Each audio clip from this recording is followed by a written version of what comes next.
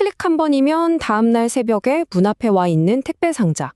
우리가 너무나 당연하게 누리는 이 편리함 뒤에 사실은 어마어마한 인공지능 두뇌가 숨어 있다는 사실 알고 계셨나요?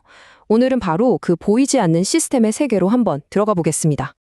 자, 이걸 한번 보세요. 배민 AI 배차 너무해. 뉴스에서 한 번쯤 보셨을 법한 헤드라인이죠? 이게 바로 오늘 우리가 이야기할 주제의 핵심을 꿰뚫는 문장입니다.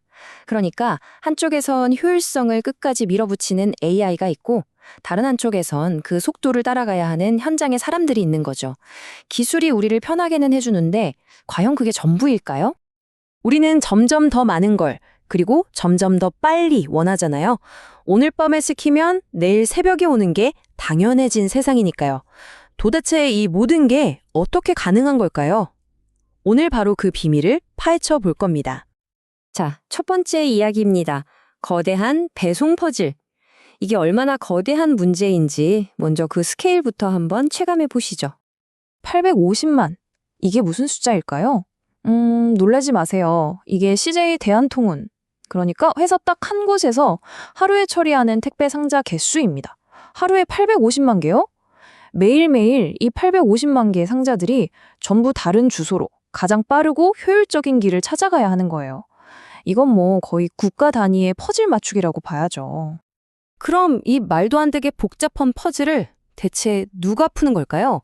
바로 여기서 오늘의 주인공, 인공지능이 등장합니다. AI는 그냥 길 찾아주는 내비게이션 수준이 아니에요.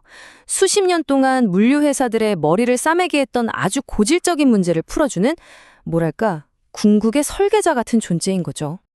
전문 용어로는 이걸 차량 경로 문제, 영어로는 VRP라고 부르는데요. 쉽게 말해서 이런 거예요.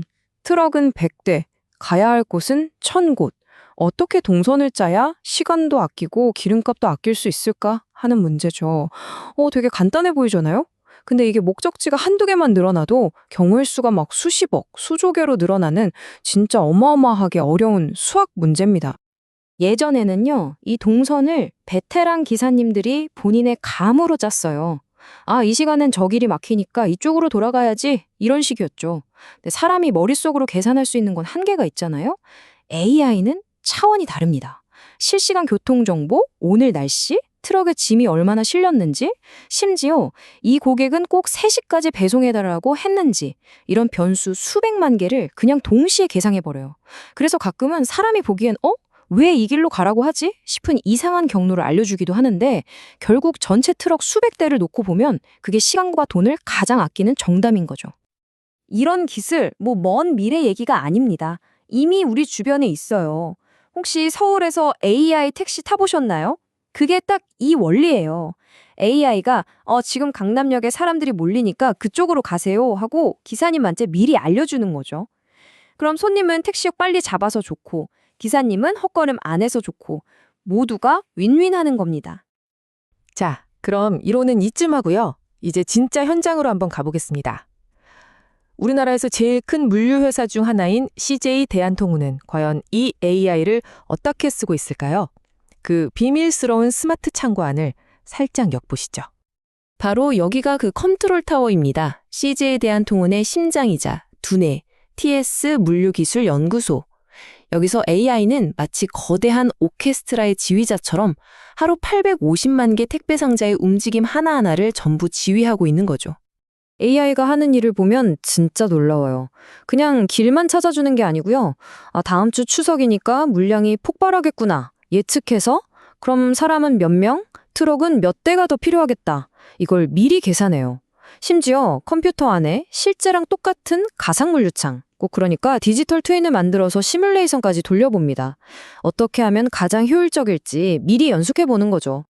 근데 이 똑똑한 AI가 머리만 쓰는 게 아닙니다. 직접 자기 근육을 움직여요.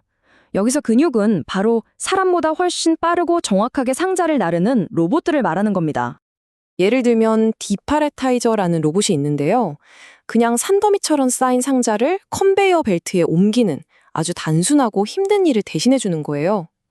또 AI가 이 물건이랑 저 물건은 같은 사람이 주문했으니까 한 번에 집어. 이렇게 더블 패킹을 지시해서 효율을 확 높이죠. 이 모든 로봇들이 창고 제어 시스템이라는 하나의 지휘자 아래에서 마치 한 몸처럼 착착 움직이는 겁니다. 자, 이렇게까지 효율을 따지는 게 그냥 빨리 싸게 보내려고만 하는 걸까요? 물론 그것도 맞지만 사실 여기에는 아주 중요한 이유가 하나 더 있습니다.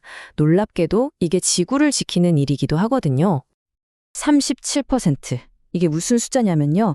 CJ 대한통운이 2030년까지 줄이겠다고 약속한 탄소 배출량 목표입니다.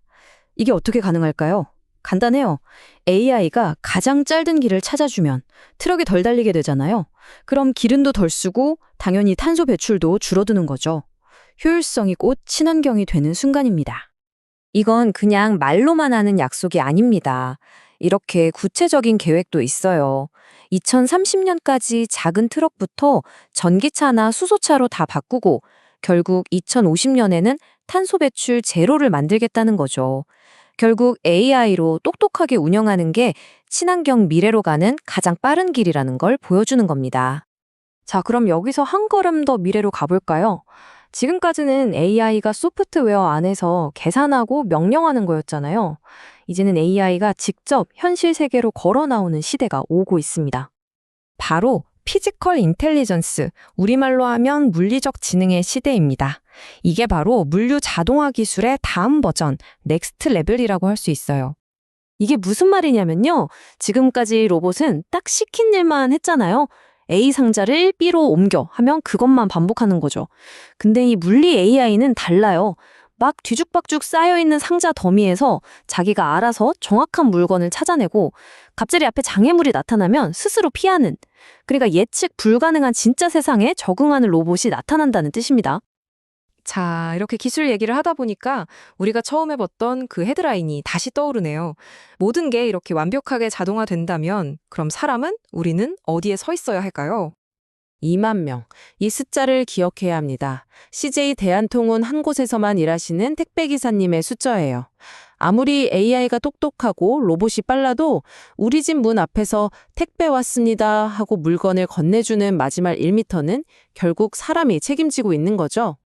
부인할 수 없는 사실은 이겁니다. AI가 만든 이 시스템 덕분에 우리는 더 빠르고 더 싸고 심지어 더 친환경적으로 물건을 받고 있다는 거죠.